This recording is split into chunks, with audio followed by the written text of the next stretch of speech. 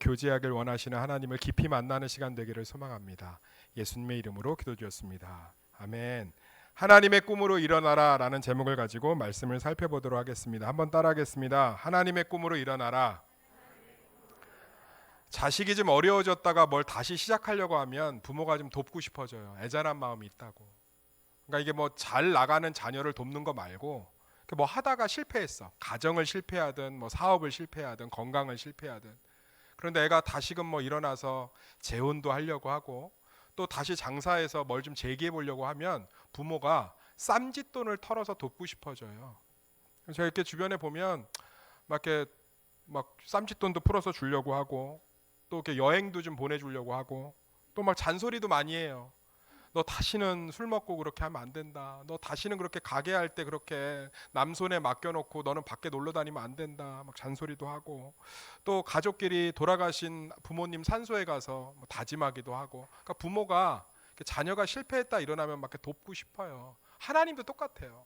지금 이스라엘 백성들 쫄딱 망했단 말이에요. 586년에 기원전 바벨로니아가 쳐들어와서 하나님 말씀대로 안 산 남유다가 쫄딱 망했어요. 그런데 하나님이 은혜를 베풀어서 70년 만에 몇 년 만에 70년 만에 다시금 이스라엘 예루살렘으로 돌아와서 다시금 살게끔 회복하셨습니다. 그런데 돌아오니까 녹록지가 않죠.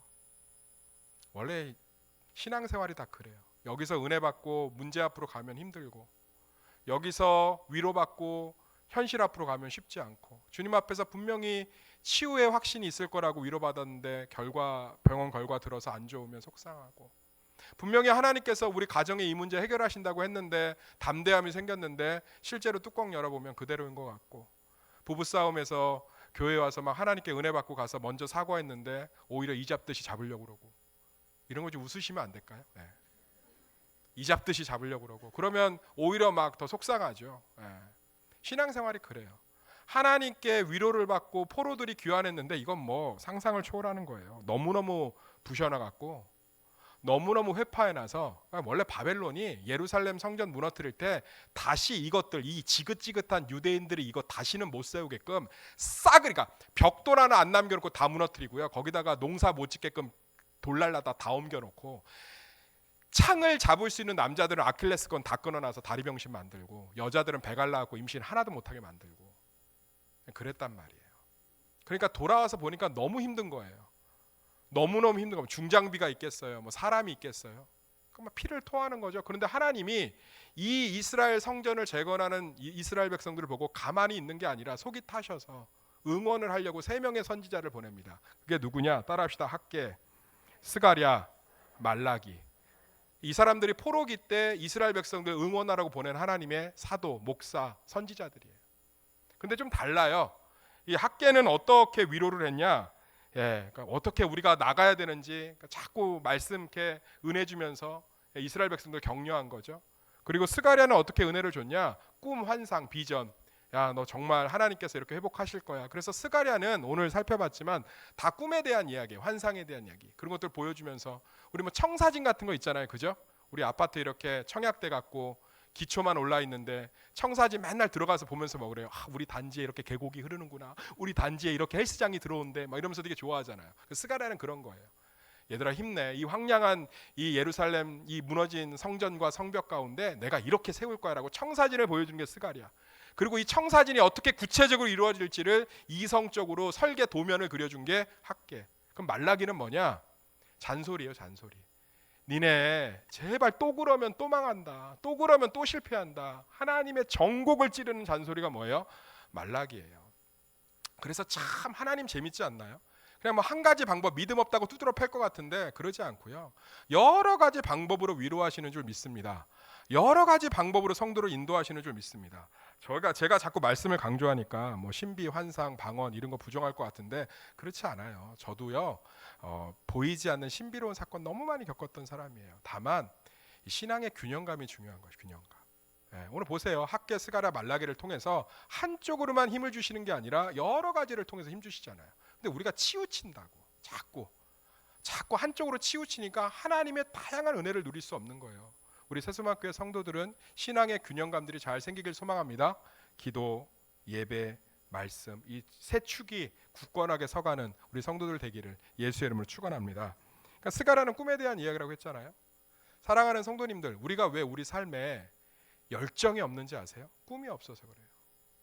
우리 삶 가운데 왜 그렇게 맨날 쳇바퀴 돌듯이 살고 재미가 없는지 아십니까? 왜 우리 자녀들을 위해서 이제 기도가 뜨겁지 않은지 아세요? 우리 안에 꿈이 없어요. 이제 우리는 계산기를 두드려서 계산이 이미 나왔다고. 내 연봉이 여기서 그렇게 늘지 않을 걸 알아요. 내 사위가 교회를 안 다닐 걸 안다고. 내 자녀가 지방에 있는 4년제 대학을 나와서 인생의 판도가 어느 정도 결정된 걸 알아요. 군입대를 앞두고 있는 부모들 보면 간절히 기도합니다. 왜요? 무사히 나오는 꿈이 있기 때문에. 그런데 이제 기도해도 이 자녀 예수 안 믿을 것 같고, 우리 집도 그냥 뭐 이 정도 선에서 다 계산기를 두드려서 왁구, 틀, 선이 나와서 꿈을 꾸지 않는 거예요. 그래서 성도들 안에 열정이 없어요. 그런데 사랑하는 성도님들, 사람이 열정을 잃어버리면 시들어버립니다. 아멘. 제가 실버 사역, 노인 사역을 좀 오래 했잖아요. 노인분들이, 이 어르신들 꼭 기억하세요. 넘어져서 엉치 쪽이나 고관절이 다치시면 일어나기가 쉽지가 않아요. 그래 안 그래요? 그래서 저는 우리 권사님들, 집사님들, 나이 있으신 분들 고관절을 위해서 매일 기도합니다. 하나님, 우리 교회 고관절은 튼튼하게 막 백향목처럼 지켜주십시오. 3층, 4층에서 떨어져도 고관절이 막 쨍쨍하게 해주십시오. 왜냐하면 넘어지면 못 일어나니까. 그런데 제가 그 실버 팀 그렇게 오랫동안 섬기면서 느낀 게 뭐냐면, 어떤 사람들은 고관절 다쳐도 일어나요.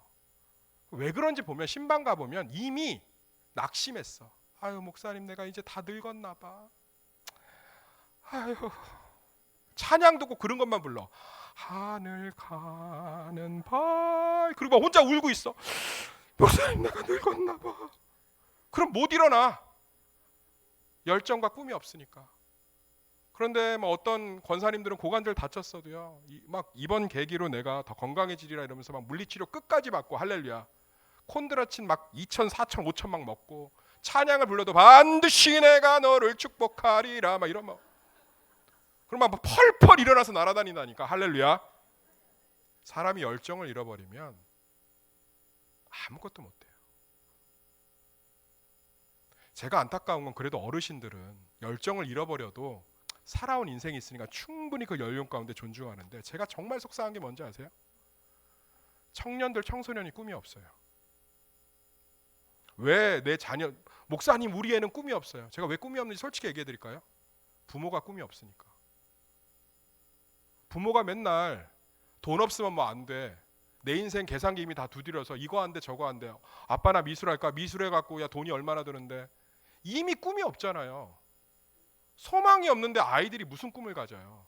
이거를 정정숙 교수가 이렇게 얘기했다고요. 그 가정사역의 대가잖아요, 총신대 교수. 부모가 꿈이 없는데 아이들에게 꿈을 가지라고 하는 건 젖은 장작을 스스로 불타라고 하는 것과 똑같다. 명언 아닙니까? 야, 돈 없으면 안 돼. 너 그거 갖고 안 돼. 맨날 거기서 꿈도 없고 비전도 없고 소망도 없고 그러면서 현실에서 완전히 사로잡혀서, 그런데 자녀들한테는 꿈을 꾸길 바라는 건 젖은 장작, 그러니까 물 간다 껴진 거예요, 장작에다. 그러놓고서 불도 안 붙여주고 니네 스스로 불타. 왜 불타지 않니? 왜 꿈이 없니? 왜 비전이 없니? 왜 너는 네가 잘하는 거 뭔지 몰라? 사랑하는 성도님들, 성경에도 똑같은 얘기가 나와요. 창세기 17장 17절에서 19절에 보면 아브라함이 100세의 아이를 가질 것을 하나님이 직접 오셔서 얘기합니다. 그때 아브라함이 뭐라고 하는지 아세요? 아브라함이 엎드려 비웃으며 마음속으로 이르되 100세 된 사람이 어찌 자식을 낳을까? 사라는 90세니 어찌 출산하리요 하고, 그러면서 하나님께 한 말이에요. 아브라함이 이에 하나님께 아뢰되 이스마엘이나 하나님 앞에 살기를 원하나이다. 아유, 우리 아들은 이제 교회 나오긴 글렀어요. 뭐 저나 믿음 생활 잘할래요. 에휴, 제가 여기서 뭘 더 할 수 있겠어요. 하나님, 100세 무슨 임신입니까? 창피해서 동네만 소문나서 얼굴도 못 들고 다닙니다. 그냥 사라하고 90세 돼 갖고 이제 전우회로 살고 있는데 무슨 임신입니까? 그냥 이스마엘, 예나 교회도 요즘 안 나가는데 교회 잘 나가면 살기를 원하나이다. 근데 거기에 대해서 하나님이 그대로 얘기합니다. 하나님이 이르시되 아니라 내 안에 사라가 내 아들을 낳으리라. 할렐루야. 믿는 사람들이 뜨거움이 없는 이유는 뭐냐? 하나님에 대한 소망이 없기 때문에 그래요. 하나님에 대한 꿈이 없기 때문에, 하나님에 대한 기대가 없기 때문에 내 삶도 계산기 두드린 대로 딱 멈춰 있는 거죠. 우리 가족 반드시 구원받을 줄 믿습니다. 아직도 기도해야 될 자녀의 기도 제목이 있으면 기도의 자리 떠나지 않기를 소망합니다. 사무엘상 16장 11절에 뭐가 있는지 아세요? 이제 하나님이 사울 다음으로 다윗을 세우기로 했는데 누구라고는 얘기는 안 해주고 이새의 집의 아들들 중에 내가 세울 왕이 있다고 그래요. 그럼 대박난 거 아니에요? 한 나라에 왕이 있다는데. 그래서 사무엘이 와갖고 야 니네 집에서 왕이 난다는데 아들들 좀 데려와봐. 그때 다 데려와요. 근데 이 첫 번째 괜찮아. 얘입니까? 그때 얘 아니야. 둘째 얘입니까? 아니야. 셋째 아니야. 그러니까 사무엘이 뭐라고 그러냐면 사무엘이 이새에게 이르되, 이새가 다윗의 아버지 이름이에요. 내 아들들이 다 여기 있느냐? 이새가 이르되, 따라합시다. 아직 막내가 남았는데 그는 양을 지키는 자니이다. 이게 무슨 말인지 아세요? 걔는 철딱서니도 하나도 없고 문제아라서 왕감이 아니에요. 꿈이 없다고. 하나님에 대한 소망. 그러니까는 아버지가 보기에도 다윗은 왕감이 아닌 거예요. 맨날 형들을 놀리기나 하고 양치면서 양이나 뒤에다 팔아서 달고나나 맨날 사다 먹고 이러니까 하나님 뭐예요? 왕감이 아닌 거야. 쟤는 아니에요. 얘는 아닙니다. 그런데 하나님 명확히 얘기합니다. 아니라 이가 내 다음 왕이라. 할렐루야. 그러니까 우리는 내가 이런 조건, 이런 스펙 갖고 이런 상황에서 하나님에 대한 꿈이 없는 거예요. 내가 늙어갖고 내가 이렇게 가난한데 내가 지금 전세 살고 내 집 하나도 없는데 내가 평생 기도해도 내 자식하고 아들 교회 기억장만 나와도 푸르르 떨고 그러나 하나님에 대한 꿈으로 일어나기를 간절히 소망합니다. 오늘 스가랴 말씀을 통해서 우리 가운데 하나님의 꿈들을 꾸시길 소망합니다. 그러면 그 안에 놀라운 생명력이, 놀라운 은혜와 에너지가 넘치는 줄 믿습니다. 다시금 파릇파릇하던 시기의 꿈들을 회복하세요. 저도 꿈이 있었다니까. 총신대학교 신학교 딱 합격하고 지금은 삼각산에 올라가서 기도를 못해요. 다 막아놨어요. 삼각산에 올라가니까 서울 시내 전체가 싹 불빛이 보이더라고. 내가 거기서 총신대 합격증 받고 하나님께 기도했다고요. 밤새. 하나님 이 서울 지역을 내게 다 주십시오. 할렐루야. 그렇게 꿈꾸던 적이 있어. 지금은 좀 바뀌었어요. 그냥 천왕동 지역이나 조금 신월동 좀 확장하고 있는데 오류동 주시면 감사한데 아직은 없고 요 정도. 그러나 그때 참 뜨거웠어요. 하나님의 꿈을 꿀 때 우리 가운데 작지만 또 크지만 또 현실적이지만 하나님의 꿈으로 다시금 일어나시기를 예수의 이름으로 축원합니다. 그 첫 번째가 뭐냐? 과거의 부정적인 기억의 틀을 깨고 계십니다. 한번 따라하겠습니다. 과거의 부정적 기억을 깨시는 하나님. 1절에서 2절 말씀 읽어볼까요? 1절에서 2절 시작. 1절에서 4절 시작. 내가 또 눈을 들어 본즉 한 사람이 측량줄을 그의 손에 잡았기로 내가 어디로 가느냐 물은즉 그가 내게 대답하되 예루살렘을 측량하여 그 너비와 길이를 보고자 하노라 하고 말할 때 내게 말하는 천사가 나가고 다른 천사가 나와서 그를 맞으며 이르되 너는 달려가서 그 소년에게 말하여 이르기를 예루살렘은 그 가운데 사람과 가축이 많으므로 성곽이 없는 성읍이 될 것이라 하라. 머릿속으로 그려봅시다. 이게 환상이고 꿈이니까 천사가 와서 예루살렘 측량하고 세울 준비하고 있는데 한 천사가 와서 재지 말라는 거예요. 예루살렘을 뭐 하겠다는 거예요? 선이 없는, 기준이 없는 그냥 모든 사람이 깃두는 만들겠다는 거예요. 사랑하는 성도님들, 망한 사람이 다시 일어나지 못하는 이유가 뭔지 아세요? 부정적인 기억 때문에 그래요. 그러니까 지금 얘네들이 바벨론한테 철저하게 깨져갖고 완전히 망했잖아요. 그러니까 두려워서 못하는 거예요. 하나님이 그 두려움의 선을 다 깨겠다는 거예요. 내가 새롭게 하겠다는 거예요. 제가 질문 하나 드리겠습니다. 우리 과거에 대한 상처와 과거에 대한 실패와 과거의 부정적인 기억에 너무 사로잡혀 있어요. 그런데 하나만 질문해 봅시다. 우리의 기억과 우리의 생각이 정확하다고 생각하세요?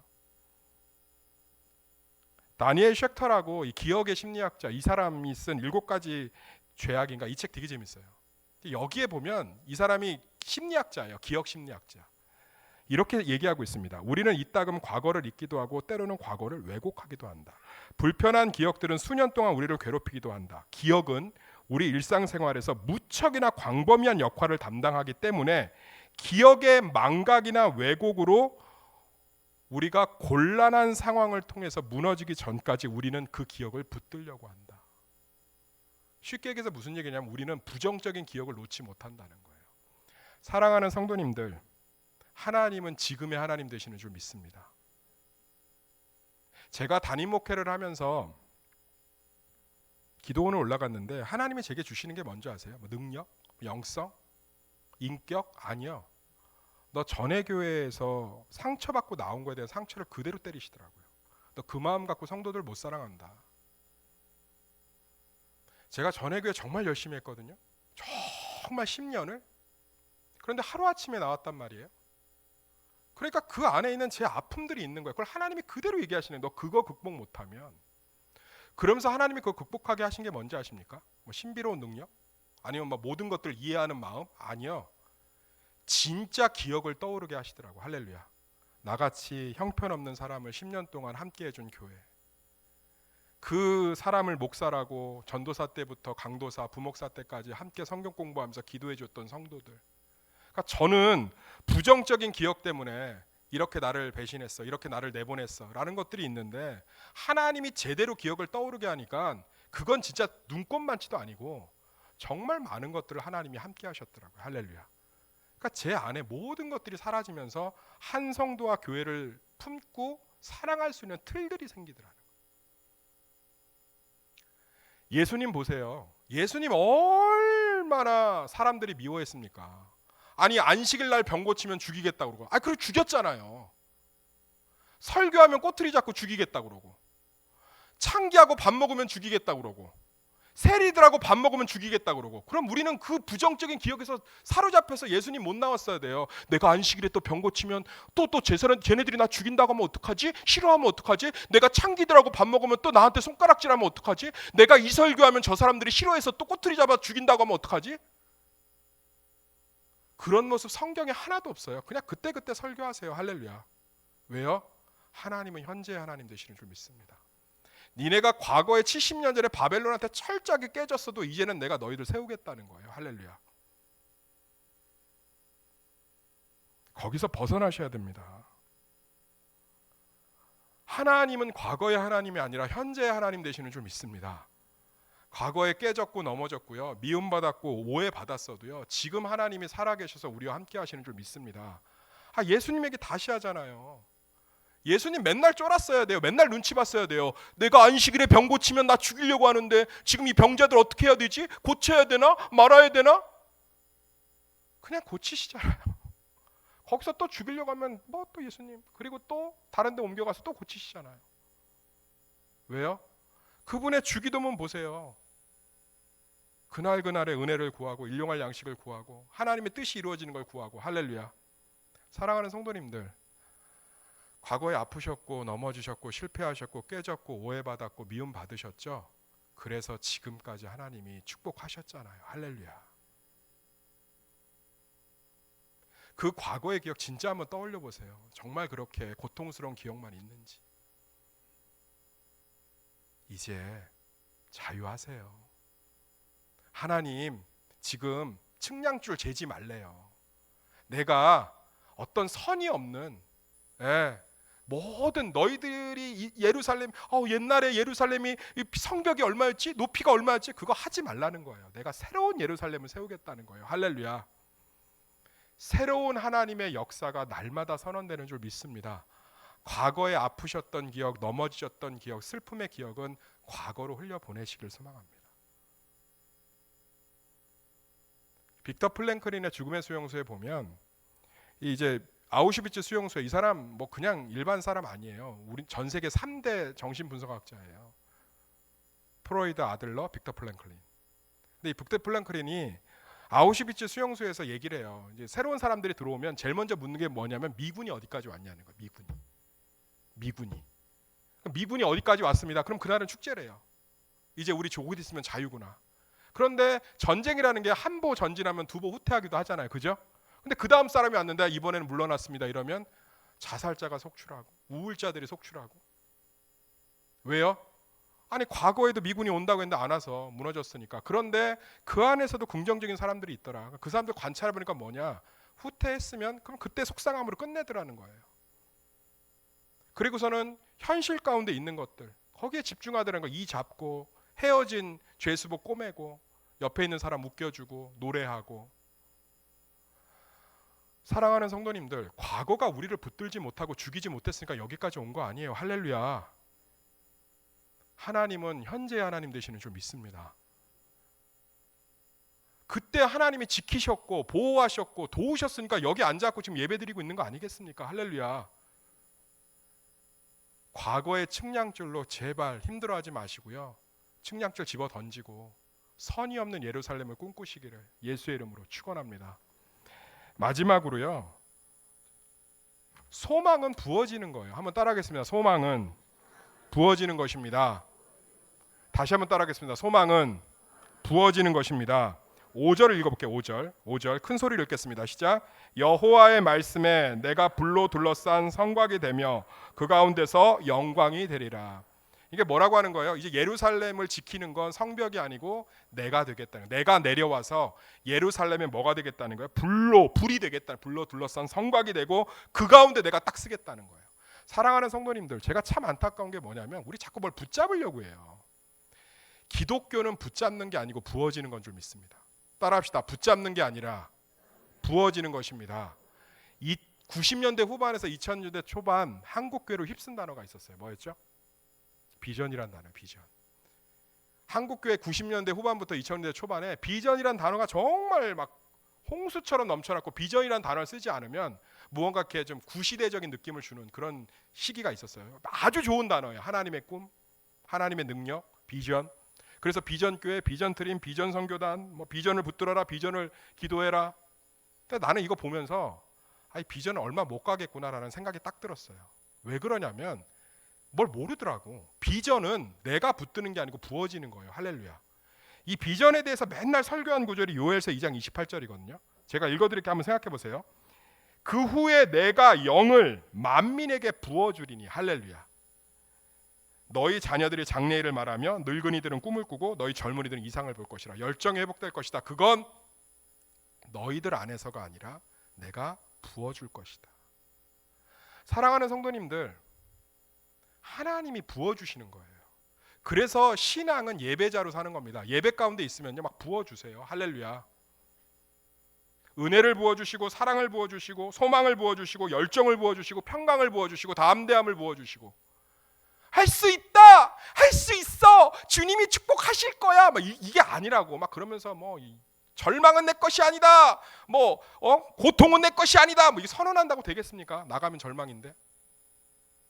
그런 거 하지 마세요. 다짐하지 말라고. 하나님이 부어주시는 거예요. 할렐루야. 하나님이요 자꾸 자신의 소망을, 꿈을 부어주시는 거예요. 온전한 예배자로 사시길 소망합니다. 이 시간에 일주일의 시간 뭐 내려가서 짜장밥에 뭐 먹어야지 이런 거 다 버리시고요. 누가 뭐 앞자리에서 자꾸 뭐 신경 쓰게 하느니 이런 것들 다 내려놓으시고 하나님께 온전히 예배드리세요. 그럼 하나님이 부어주신다고. 소망을 부어주시고 은혜를 부어주시고 꿈을 부어주시고 환상을 부어주시고. 제가 봄 대신방에서 기도하는데 하나님이 딱 부어주시더라고. 축복의 마중물. 이 대신방을 통해서 각 가정과 일터와 자녀의 축복의 마중물을 부어서 이 신방이 마중물이 돼서 축복의 샘이 터지리라. 창세기 12장 2절 말씀. 할렐루야. 그러니까 제 안에 지금 신방에 대한 기대감이 넘쳐요. 넘친다고. 왜? 하나님이 부어주셨으니까. 제가 선교에 대한 꿈들을 갖고 있는 이유가 뭡니까?